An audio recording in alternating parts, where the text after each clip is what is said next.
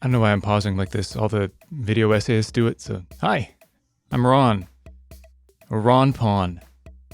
Kind of going for a branding thing, I don't know. We'll see if it sticks. I've wanted to try my hand at video essays for a while. Especially as AI comes to destroy all my voiceover opportunities. But, by golly, The Last of Us Episode 3 inspired me. It made me think things. It made me feel things. And I wrote down these thoughts and these feelings. And then I just kept writing. And then it got away from me. And then I kind of had like this essentially video script that actually kind of tied itself together pretty well. And here we are. So, I'm going to tell you about it. Oh, also, spoilers for the first 3 episodes of The Last of Us, obviously. But that's it. So let's do it. And get ready for... Jump cuts, jump cuts, jump cuts, jump cuts, like and subscribe, and title screens. Part 1, introduction. Wait, was that last part the introduction? Part 2, a mostly pointless summary. Now, if you're watching this, you probably have already seen the episode, but in case you haven't seen it, or you're watching this a year from now and you need a refresher, let's go over what happened in the episode. And if you don't need this, check down in the description, I'll have some timestamps so you can skip ahead, or you can just listen to the melodious tones of my voice. That's a reference to something. Maybe Calvin and Hobbes, I'm not sure, but it came to my head. And while you're down there, my Patreon's there too, just saying. Now, this episode revolved around a guy named Bill, played by Nick Offerman, who did, such an amazing job. I'd only ever really seen him playing basically Ron on Parks and Rec. That's my name. And then a few other roles that were basically Ron from Parks and Rec. And I guess this role is largely Ron from Parks and Rec, but in his element, gay, which Ron probably wasn't. Plus, obviously, it was a whole emotional departure, Early on in the episode, he certainly has that stoic Ron attitude, but then by the end, boy howdy. Now, at the risk of going on a digression here, I will say Ron obviously had a bit of a, emotional arc himself, but not like this. Anyway, Bill. He's this kind of isolationist wingnut. He doesn't like people, but his gun-loving, people-hating attitude served him rather well when suddenly a bunch of zombies hit. So he stayed bunkered in his home until they evacuated everybody in their town. Then he kind of went around turning the town into this heavily defended fortress, I guess, a self-sustainable fortress where he can make amazing meals. He was having these beautiful meat and veggie and a lovely red wine. It's bonkers. He is, suffice to say, incredibly badass. Side note, turns out you can either say suffice to say or suffice it to say they're both correct. The more you know. But sometime later, his alarm goes off and he goes out to check the pit, and there's this dirty, hungry, groin-grabbingly attractive guy whose name we later learn is Frank. Frank convinces Bill to let him go, get some food, have a shower, and there are all these really adorable moments of, shyness from Bill. Now, granted, I already knew it was going to be a kind of a gay relationship because of all the controversy and stuff before I saw the episode, but I probably would have seen it coming from those little moments anyway. But they were really cute. So they eat, they flirt. Frank plays piano and sings badly. Bill plays piano and sings a little better. It gets super emotional for them and for me. They share a moment, they kiss, they bang, they start living together, they fall in love, they support each other, they fight, they get back. Look, I'm not doing it any justice whatsoever. You gotta watch it to see it, but you probably have already, so it's okay. It's a super sweet gay romance. If they had a bicycle built for 2, they'd be a sexy bearded Frog and Toad. Now I really want to see Frog and Toad in the apocalypse. Make it happen. Anyway, obviously, I loved it. But not everyone did. Part 3, the controversy. So yeah, this video will largely be discussing that episode in the context of the controversy surrounding it, because there was a lot of pushback about the gay stuff from your usual suspects who think that any inclusion of gay people in media is political, because obviously gay people don't exist in real life, or something. And there's a decent amount of criticism. When I was writing the script, I don't know if it's changed by now, but the episode was at 7.9, whereas the first two were at 9.2. But he was getting review bombed. Most of the ratings were like 9 or 10, and then a few people were giving 0s, 1s, 2s kind of thing. I should also note that not all of the criticism came from a place of homophobia, like some people try to claim. There are legitimate reasons not to like it. Some people just don't particularly like romance, and that episode was very heavy on the romance. Normally, I'm not a big fan of romance, but, I loved it anyway. But yeah, there are people who, even if it was a straight relationship, they wouldn't have liked it, because it was schmaltzy and romantic and they want zombies. But lots of the complaints clearly stemmed from a place of homophobia. Like, first of all, I'm not a big fan of romantic stuff either, except for Love Actually and About Time, obviously, but I was still absolutely absorbed in it. So obviously it's something that can take a non-romance enjoyer and suck them in. Phrasing. For another, you can just tell from the way these people, mostly dudes, talk about it, that their issue was way more with the fact that it was a gay relationship than the fact that it was a relationship. It's not because it's gay, I just don't like romance. Also, the gay stuff was gross and unnecessary and obviously political. Like, spoiler alert, the whole show is about relationships. Joel and his dead wife. Joel and his dead daughter. Joel and Tess. Joel and Ellie. Joel and Joel. Ah, damn that Joel, he ruined Joeland! Seriously, where was all this whining about relationships and stuff when Joel spent the first 2 episodes sulking? The Last of Us is a show about relationships which happens to have zombies, not the other way around. And seeing these 2 guys just live their best life while most people are living their worst lives in this horrible apocalyptic world, it's just so nice and so romantic and so not something you normally see. And I watch a lot of dystopian stuff. Also, I just realized I've been looking at the Apple logo instead of the camera, so hopefully that hasn't been distracting. Hopefully you can't tell. My favorite part is that the people complaining about it were definitely so psyched about Bill until the gay thing. Like, rugged outdoorsman, guns for days, Nick Offerman, totally self-sufficient, then it turns out he's gay, and that's bad. No, I told you, I'm not homophobic, I just don't like being reminded that gay people exist, and it's really gross seeing them in love, and that's homophobia, my dude. Sort it out. Speaking of, part 4, my history with homophobia. Now, before I get too judgy, I feel like I need to address the elephant in the room. I wish I had a stuffed elephant, it'd be a great gag, but I don't, so I can't. But I do think this needs to be acknowledged, because I do think there are a lot of people in my boat or a similar boat. If I'd watched this episode 12 to 15 years ago, I probably would have been one of those people who complained about the gay stuff. 15 years ago, I might have been one of those people complaining about shoehorning in the gays to please the SJWs or something. I mean, I wouldn't phrase it like that, but you know what I mean. And that's crazy, but it's true. Even though I did musicals all my life, I kissed a dude in cabaret, and I was surrounded by people of all sorts of sexualities. I still had that programming from my youth that gay stuff was icky. Of course, that refers to only male gay stuff. Lesbians are just hot. But as I watched more and exposed myself to more gay relationships in media, my feelings just changed. As if by magic. It was a gradual process, and I still get a twinge of the old homophobia here and there, but my internal reaction has changed a good deal over the years. Like, I say this completely sincerely. Shows like Modern Family and Grace and Frankie played a significant part in just getting my brain to stop being so triggered by gay stuff. Even long after I'd intellectually gotten past all that dumb masculinity crap that told me that gay people were bad or whatever, I still needed to get it through my thick skull that it's fine. It's not a threat. It's just gays. This shift in perspective felt a lot like when I was watching the straights kiss growing up. Like, when I was really little, it legitimately made me uncomfortable.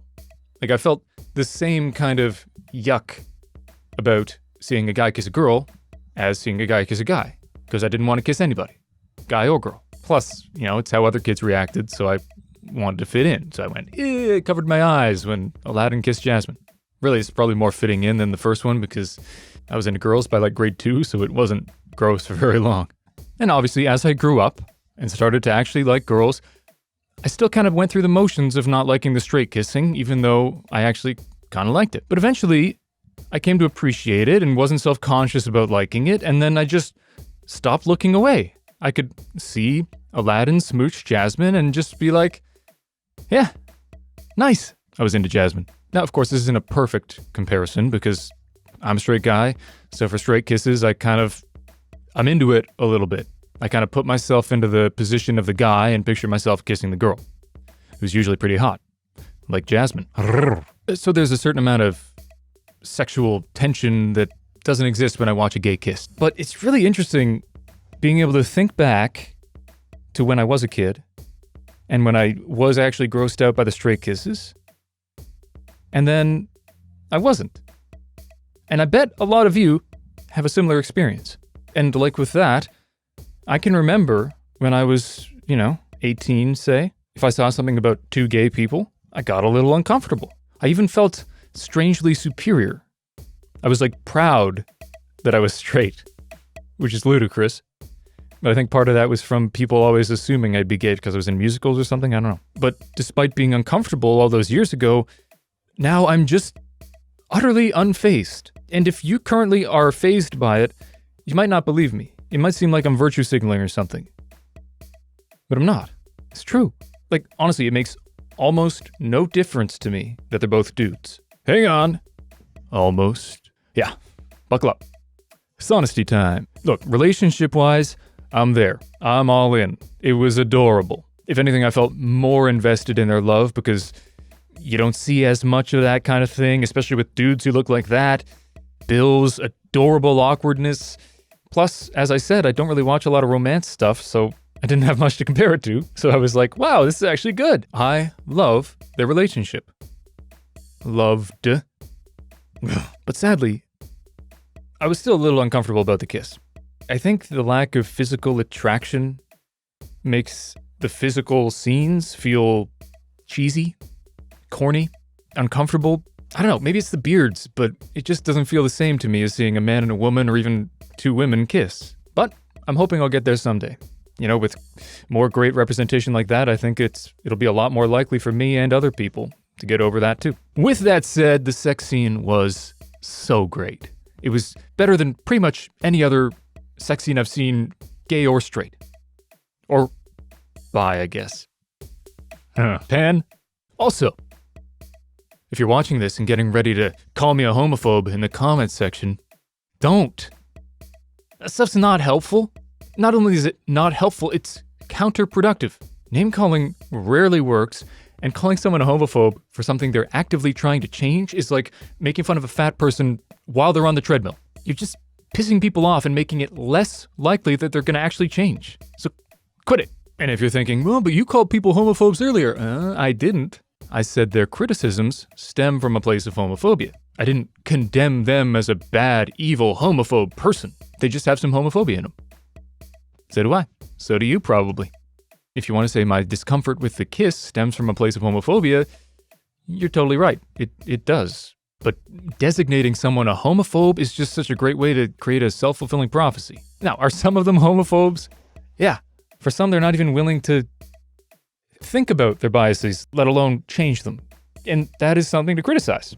I'd maybe even allow you to call them a homophobe. But even then, a lot of those people who aren't currently willing to change might be willing to change in the future. And condemning them makes that a lot less likely. It doesn't make them change their views. They don't just become less homophobic because you said you're a homophobe. They just hide their views and then only share them with other homophobes. And then they get more extreme and they fester. And, we've all seen that. We know what happens.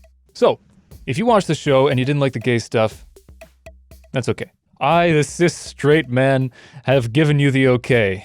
It means a lot. But honestly, the fact that you're still watching this video means you're better than a lot of people. Because a lot of people who are quite homophobic would see me start defending this episode and just downvote and leave an angry comment and leave. So if you haven't done that yet, props. Legit, even if you just don't like gay people, you're on a path, I hope. And I do just urge you to think about where that discomfort comes from. And think about whether you want to enjoy more TV and movies. Set aside all the, real life implications. If you can stop being triggered by any gay relationships in media, you can enjoy a lot more. Because spoiler alert, Gay relationships in media are here to stay. So you can either throw away everything that involves a gay person to too great an extent by your definition, or you can just kind of get over it. And then you'll be shocked at how thoroughly you do get over it. So if you're tired of getting thrown off by gay stuff, let's watch Bros together. I haven't watched that yet. If I believe the articles, nobody has. It looks good though. I feel bad. All right, I got sidetracked. Sorry. Enough browbeating.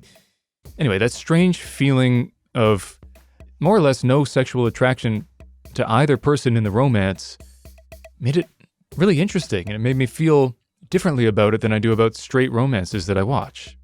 And it was interesting, for better or for worse. It was certainly interesting. Now, I say more or less no sexual attraction because goddamn, those are some sexy gays. Truth be told, if I came upon them in the apocalypse, I would have a surprisingly difficult decision to make. Like, again, I'm straight. But when Frank came on the screen, it moved. I couldn't help it. Those crow's feet were just delicious. All right, I'm starting to lose my hetero cred. Let's move on. Oh, that was a good pee. Part 5, crying. Oh boy. This was a weird experience for me. I got my script here. As you know, Frank eventually gets sick. Real sick. And he decides to end his life. It's real sad. He convinces Bill to help him do it. Took some convincing. They had a nice day. Then Bill poured each of them a glass of wine, took some ground up pills, poured them in Frank's glass. They cheersed, which is a little ironic because cheers was initially done to prove there was no poison in either glass. Except there was. And as Frank correctly deduces, after Bill chugs his own glass, he'd already put a bunch of pills in the actual bottle. Enough to kill a horse, in Bill's words. It's around that point that I turned into a shuddering, blubbering, snotty mess. It was not a pretty sight. I cried during that episode harder than I have in my entire adult life. And there are several reasons why I think this one stands out. Shit, I just dropped my interface. Okay, that's actually better. Is it still working? I think it's still working. Dang it. So first of all, obviously, it was a really romantic story, and it had a heartbreaking ending. So of course I cried. Like when Frank's sitting in that chair and Bill's going around watering the plants and making the place all beautiful for Frank. Second, and probably most powerfully, I've been in a relationship for like half my life. I married my high school sweetheart, and having been with someone for so long, seeing stories like this just hits different. In fact, we've been together for 1 year less than Frank and Bill were in the show. So obviously, as I watch, I just can't help but picture myself and my wife in their position and picturing putting those pills. It's rough. Imagining her making that request of me. Fucks me up. And third, I had a pretty strong edible beforehand, and that tends to make me a little more emotional, so, keep that in mind. And fourth, I really only started crying again recently, so I don't have a whole lot to compare it to. It was actually the result of said weed that I kind of reopened the floodgates to my emotions to some degree, because I did turn them off for several years. When I was a kid, I cried a redonkulous amount. Like, normally when people say a kid cries too much, they're just being toxic, but I legit cried too much. Like, whether I was a boy or a girl, people would say I cried too much. And my theory is it's from a traumatic birth, but I digress. So, as a result of my desire to not be a crybaby and to escape the judgment from friends and family and all that, and, the general cloud of toxic masculinity that is everywhere, I kind of just turned off, not all my emotions. I didn't become a robot. I'm not Dennis, but I kind of turned off the crying part. I would just hold it back whenever I felt the need to cry every single time, and eventually I just kind of lost the ability, more or less. Which as an actor was a bit of an issue. Like, I can count on one hand the number of times I cried from like 18 to 26. And This is, perhaps unsurprisingly, pretty common for guys, especially straight guys, especially cis straight guys. And I've since more or less moved past that. I cry a lot more. But I was still self-conscious about crying in the episode. I was just watching with my wife, the woman I love, who I've spent so much time with, who's tweezed the hairs out of my butt crack, and I was still really self-conscious about crying. Like, I was crying. I had tears streaming down my face while trying my best to hold it in. If I'd let loose, I would have been sobbing like a baby, which I realized I haven't done in memory since I was a kid. Like, literally, I've never sobbed. Even since this emotional reawakening, it's more or less just tears. I still stay quiet because it sounds too feminine, not manly. The sound of someone crying is just hits different from like a manly tear running down a cheek, you know? But even though I was only in the presence, I keep sticking my pinky out, even though I was only in the presence of the woman I loved, who would never judge me for it, even though I basically have no connection to my masculinity for the most part anyway, I felt like if I let out an audible sob, that I would just be like less of a man, less respectable, which is messed up. And to be honest, I even hold it in when I'm alone. Like, even if there's nobody here to watch me, to judge me, I still try not to sob. Who am I trying to impress? I mean, the answer is probably my dad, as it is for most guys, but I digress. On the other hand, I'd be remiss if I didn't touch on the other side of this, because there's a reason guys tend not to cry. Chicks tend not to like it. I mean, there are other reasons, but that's the main one. Even a lot of women who claim they want a man to be emotional get a little uncomfortable when a man cries, especially if he does it a lot. And this is something that people on the left just don't seem to want to admit. And it gives a lot of power to the right and the red pill. Don't get me wrong, the red pill is probably more wrong about this and definitely more wrong about relationships in general. But when one side is just unwilling to acknowledge a certain reality, you kind of stop listening to them. Like when the left says, no, women love to see men cry, and you've already been belittled by 3 women for crying, it's hard to pay that much attention. It sounds like they don't know what they're talking about. And the reality is, as supportive as my wife is, if I cried as much now as I did as a kid, she'd probably think less of me to some extent, even though she wouldn't want to. You know, a combination of biology and socialization, probably more the latter, has caused women to just not dig when a man cries. It's just the way it is right now. It might be changing. I hope it is. But you need to acknowledge a certain reality when you're discussing that topic. But for one, red pillars are wrong about the extent to which women don't like to see a man cry. Just like the lefties are wrong for saying women love it, they're wrong for saying all women hate it all the time. Quality women, to use their term, really don't mind if a guy cries in moderation. Just not at everything. You know, when it's warranted. It's just when it's all the time that it becomes an issue. And obviously, different women have different bars, right? Some don't like much crying at all. Some admittedly don't like any. But others are okay with quite a bit. So find one who is.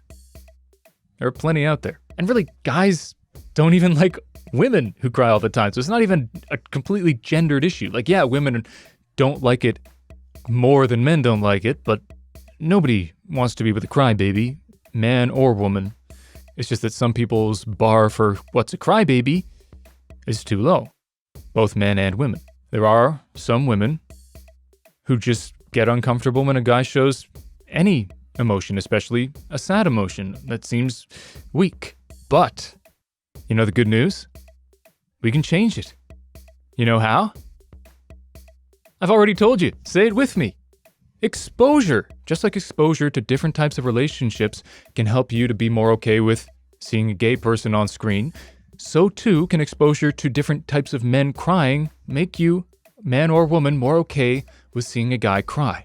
Look at that, it all ties together. I'm a pro. This means that some guys, especially if you find yourself a manly tough guy, you're gonna have to bite the bullet and cry in front of some women. Because when the only people crying in front of women are the wimpy guys, women see crying as wimpy. But if all sorts of different guys cry, especially big tough guys, and they do it in front of people, this exposure, just like the exposure to gay people in media, this exposure to guys crying will just make women not care as much. Whether they like it or not, they'll just get used to it, because what our brain does. If a woman wants to be less uncomfortable about a man crying, she needs to be exposed to it, desensitized to it, so that her brain is less triggered by it. This also means that if you're a woman watching this and you were judging those homophobes earlier for not doing the work, you got some work to do, sister. Because if you don't, you're contributing to a big problem that you have probably complained about at some point. And that problem is Part 6, Toxic Masculinity. Yep. Now, this episode was, in a way, critiquing toxic masculinity itself. And don't you know it, responses to the show are great examples of toxic masculinity. Starting to lose my voice, but we're almost there. Now, before I get into it, I know the phrase is triggering because a lot of people use it in really annoying ways. I'm not saying that masculinity itself is toxic. Masculinity can be great. Look at Bill. He was masculine as hell, but he worked on the toxic parts of him that stemmed from his masculinity or his idea of it. Like his inability to trust others or his, being a hermit, in order to become a better rounded person. And that's what we should all be trying to do, men or women. Toxic femininity is also an issue. Just not what I'm really talking about in this video. Oh my god, I'm talking with this hand so much, can you even see me? Anyway, back to toxic masculinity. We'll call it TM. TM6, toxic. While I watched the show, it felt like my TM was watching me. He was just sitting next to me, watching me, judging me, I watched the men kiss and it's like, what, you like this? You want to kiss a man? Are you gay? He's sitting there watching me choke back tears and going, you're soft, you're weak, nobody likes a cry, baby. And I just wanted to stop talking so I can watch my damn show. And this toxic perspective comes from a lot of places. It comes from people in my life judging me insufficiently masculine growing up. It comes from male friends who, indirectly or directly put down femininity and lifted up masculinity. And frankly, it comes from the sense that women, including my wife, want me to be masculine. And that's true to a degree. One might even argue that the fact that I care about what women other than my wife think about me that way is an example of toxic masculinity in itself. Like, I really shouldn't care, but then that friggin' guy comes and he's like, nobody wants to fuck you. And I'm like, no. And this feeling can only be stronger for single dudes. Like, at least I can fall back on the old ball and chain, whom I love. She's in the next room. And to be fair, women do tend to like a fairly masculine guy. And that's okay. I like a feminine woman. We all have our preferences. But the bar for what is masculine needs to be in a reasonable place. If, in your eyes, a man stops being a man or masculine when he cries, you're making it all worse. You're making toxic masculinity worse. You're causing guys to let out their emotions in ways that they're allowed, in the manly ways, which is anger. And they lash out. And they often hurt women. Let us cry.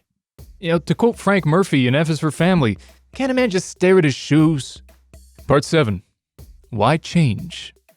Alright, if anybody with actual serious homophobic beliefs is still watching this, congrats. You got an open mind. To some degree. And that's great. And if you're a woman who, doesn't like seeing men cry and just got called out by me, you're still here, that's great. Thank you. But whatever group you're in, you're probably thinking, who cares? It's just my opinion. I'm not harming anybody. And that might be a fair point.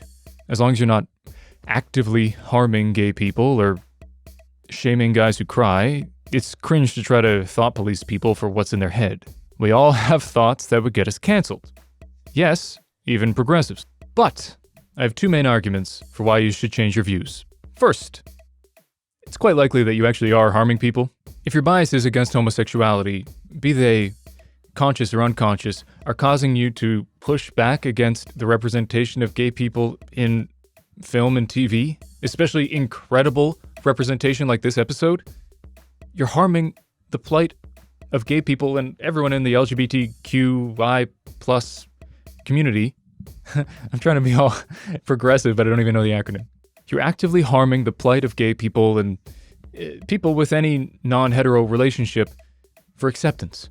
And if you would respond to that with, well, who cares? We shouldn't be accepting them. They're gay. Then, you're just a homophobe. Fuck off.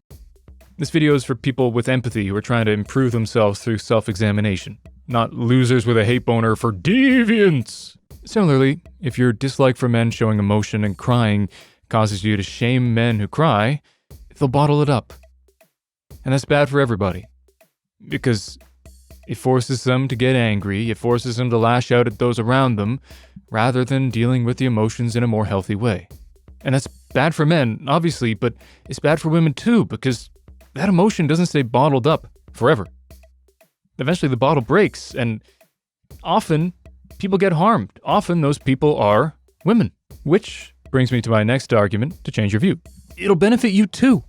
Being okay with guys crying not only benefits them, it helps you. Now, I touched on this earlier, but throughout history, we've seen that these emotions often come out through anger. Because we're allowed to be angry. Angry is masculine. It's Sparta, you know? Hoorah! And that anger is often directed towards women. So, ladies, if empathy won't get you there, how about self-preservation? And that's not a threat, but angry guys do lash out at men and women more often. And guys who can't get their emotion out through sadness tend to get it out through anger. So let them be sad. Let them stare at their shoes. Let them cry. It's okay. You'll get over it. It gets easier. Similarly, if you can enjoy gay relationships in media, it opens up a lot of other media that you can enjoy. You won't suddenly have to turn off the movie because there was some short lesbian kiss that I didn't even notice when I watched the movie. Granted, Lightyear still wasn't great, but the kiss was nothing. It helps you, and it helps others. So why not? Part 8. A challenge moving forward. So watching this episode, it made me kind of want to challenge myself to do two main things. Two main changes in my life. Because I'm always on a quest to be a better rounded fella. And they both happen to be related to exposure, interestingly.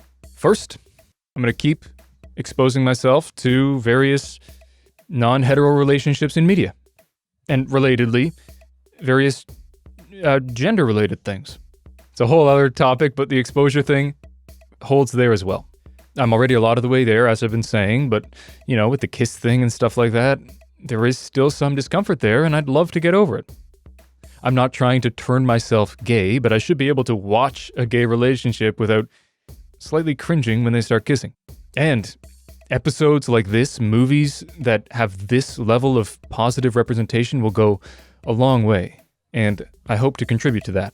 Second, I definitely got to sort out the crying thing. Now, this doesn't mean I need to become a blubbering mess whenever I watch Lilo and Stitch, although I probably will. But I do really think that I and men in general would really benefit from just crying more. You know, the male suicide rate is too damn high, and obviously there are a ton of factors involved in there, but you're kidding yourself if you think this isn't contributing. Holding in tears, bottling up emotion, it's obviously involved in the high suicide rate. So I'll probably make a video in the future of me crying to something, maybe even this episode, but, you know, this video is long enough as it is. Part 9. Conclusion. I kind of concluded already, but yeah, bottom line. Exposure makes you more okay with things. Being okay with things, assuming they're benign, it's okay to be offended by child abuse. Being okay with benign things is better for both yourself and for others. So try to make a point to expose yourself to it. You know, whether it's men kissing or men crying. You can change your perspective. Just not overnight. But if you've ever acquired a taste to something that you didn't like at first, be it coffee or pickles or beer or anime or rom-coms, you know what it's like. You know how it feels to witness your perspective change, to change your opinion on something just from exposing yourself to it. And you can do it here too. I believe in you. Free yourself from these dislikes, this discomfort. Because solid representation of minority groups is a powerful thing. It's good for everyone. Men being shamed for crying is terrible. It'd be amazing if men felt more comfortable crying, if they didn't feel that they were throwing away their chances at finding a girlfriend if they cried once. Men being shamed less for crying is better for everyone. But in order to feel better about these gay relationships or about men crying, you got to expose yourself. And I know I've been repeating myself a lot, but you got to hear it. So just do it. Or don't. I'm not your dad.